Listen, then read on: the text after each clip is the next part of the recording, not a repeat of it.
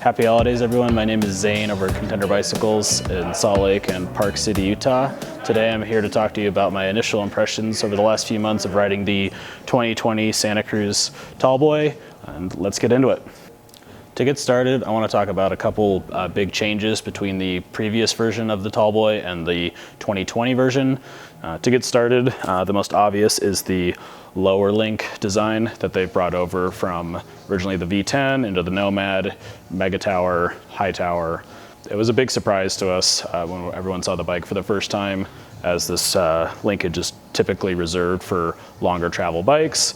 But with lower linkage, added travel, and modern geometry changes, this really changes the Tallboy into a traditional trail bike, into what Santa Cruz is calling a downhiller's XC bike. Coming from riding the Santa Cruz Mega Tower last year, here are a few pros and cons of the Tallboy after the last few months. Let's get started with the positives. One of the biggest pros to this bike in my mind is the new geometry.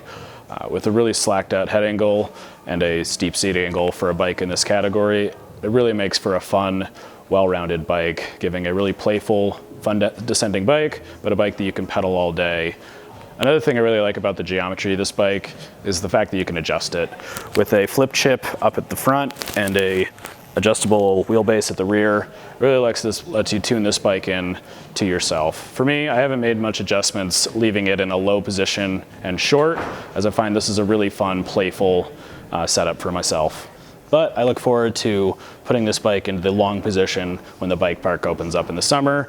I'm really enjoying the low position of this bike, as it kind of feels like a mini Mega Tower, which I had a lot of fun on last year, just left something to be desired on big pedal days. A few other small perks to this bike I really like is the water bottle placement and the added second water bottle cage and the color. The water bottle cage here I really like, because a lot of full suspension bikes these days kind of compromise on water bottle placement, and it's nice to have one that you can get a full-size water bottle and still easily accessible while you're riding. And the one down here you probably won't use much, but you can put a tool bottle like I have for bigger days and take that weight off your back. Now let's dive into some negatives. One of the things I really didn't like about this bike is the weight. For a 120, 130 mil travel bike, this bike is a little bit of a pig.